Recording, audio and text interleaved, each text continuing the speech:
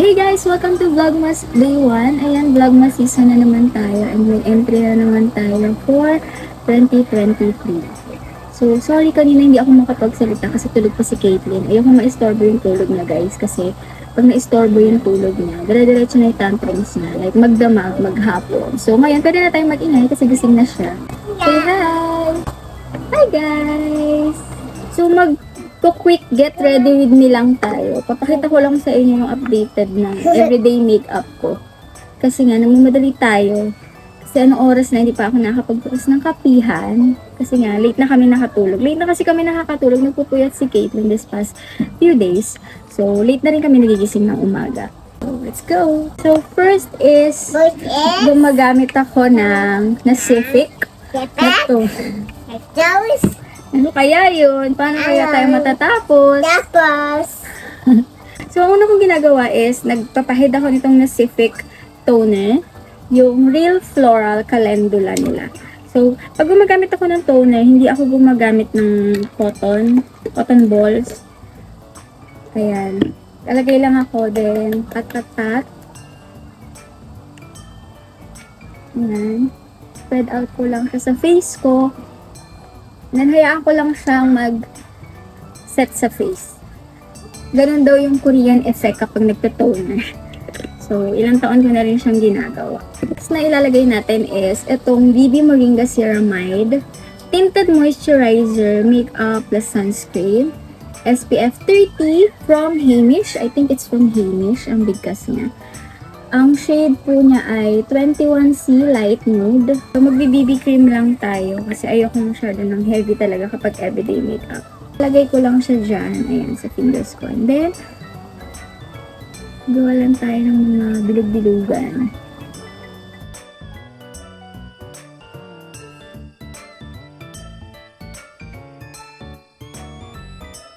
After that, nag-spray ako nitong Fresh Herb Mist Serum from Civic din. Ayan. Gamit na gamit ko siya kasi hiyang talaga yung balat ko dito sa Civic. So, mag-spray lang ako. And then, spread out ko lang siya using fingers.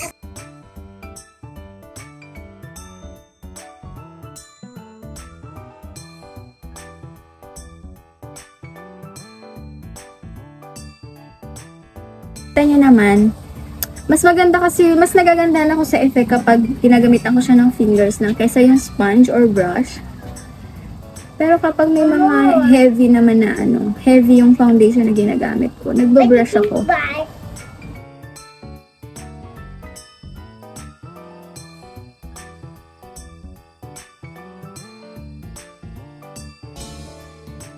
So, ayan yung effect sa akin ng BB cream. Medyo glowy siya, medyo dewy yung effect niya. And mas maganda siya pag nag-set na. So, hintay ko lang siyang ma-set. And magko-contour lang ako. Mag-nose contour lang ako using this Everbrilena Scalp and Strobe Stick. Ayan. Ito yung ginagamit ko. In this shade, ano bang shade to? Nabura na. In this shade, medium. Ayan. Yung may kasamang highlighter sa kabilang side.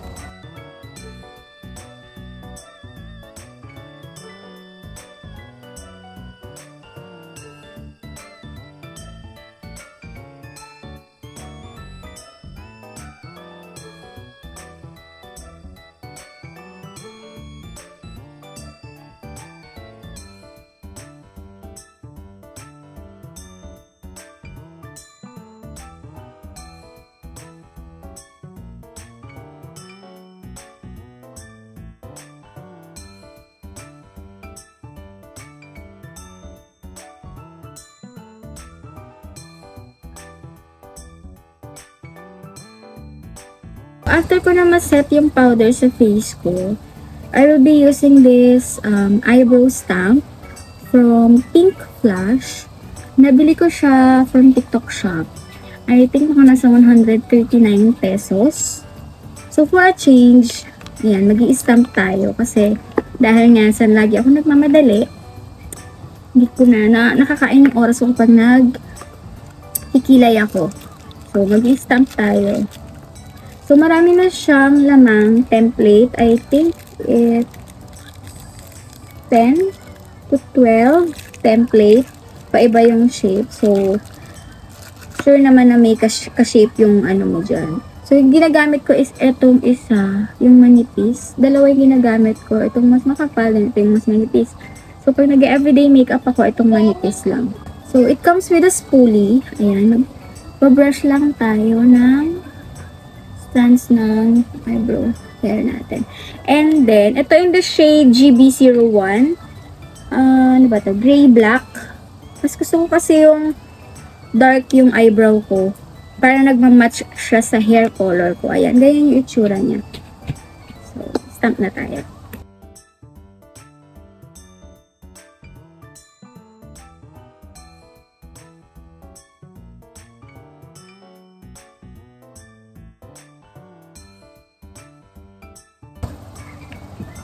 Oh, diba? Ang ganda. Natin siya para mas maayos yung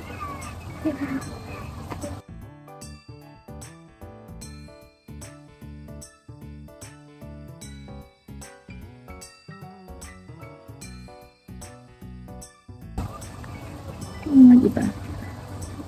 I love it. Ayan, after ko mag eyebrows stamp, ayan. Nakalimutan ko, nakapag-powder na kasi ako. Nilalagay ko kasi dito sa blush ko is tint. Eh, nakalimutan ko, nauna yung powder ko. So, magagamit muna tayo ng Oil Control Blush On from Careline in the shade Starlight Shine. Again, medyo darker naman siya. Medyo reddish orange na naman yung shade na gagamitin ko. Ayan. So, nilalagay ko. Dati dito ako nagbo-blush. Pero, yun nga. For a change, dito natin siya ilalagay. Kasi nauso yan yung Korean makeup look na dito banda sa may eye bags, sa may under eye bags, under eye ilalagay yung blush.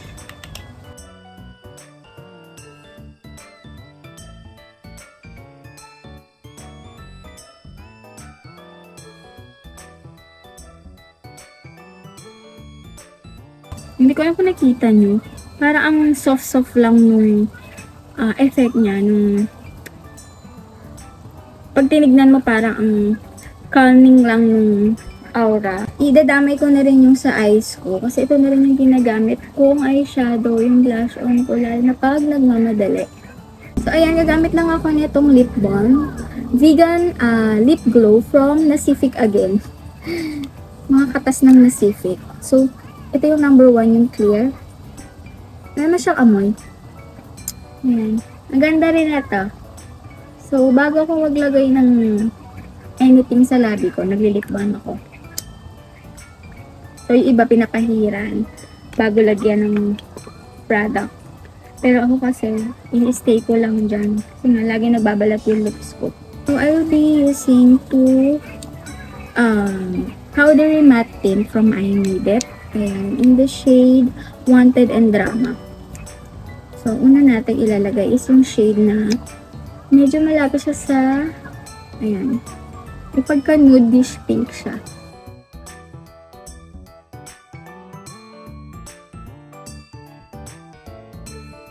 And then, itong next shade is Drama. Medyo dark siya, ayan, brown. Nalagay lang natin siya sa center ng lips natin.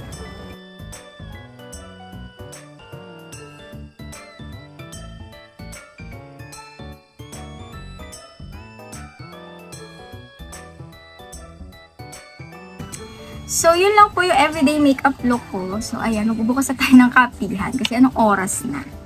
So, ayan.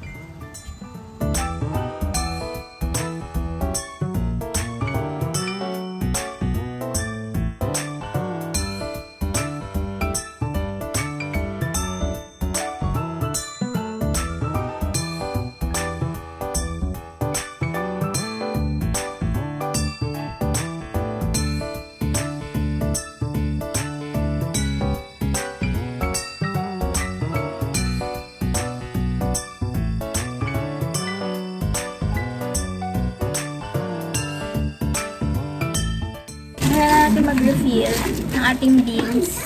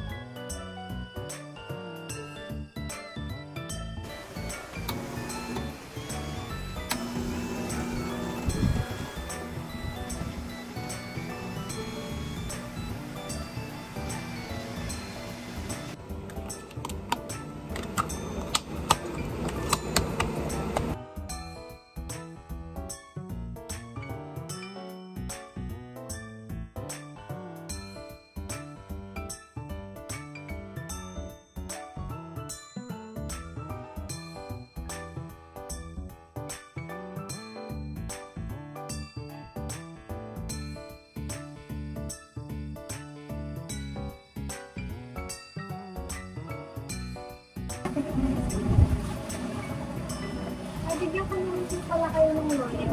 Para pag napuno po, may free na po. Thank you po. Ako yung dalawa po. Nakaiwalay po. Isa na chocolate. Thank you po.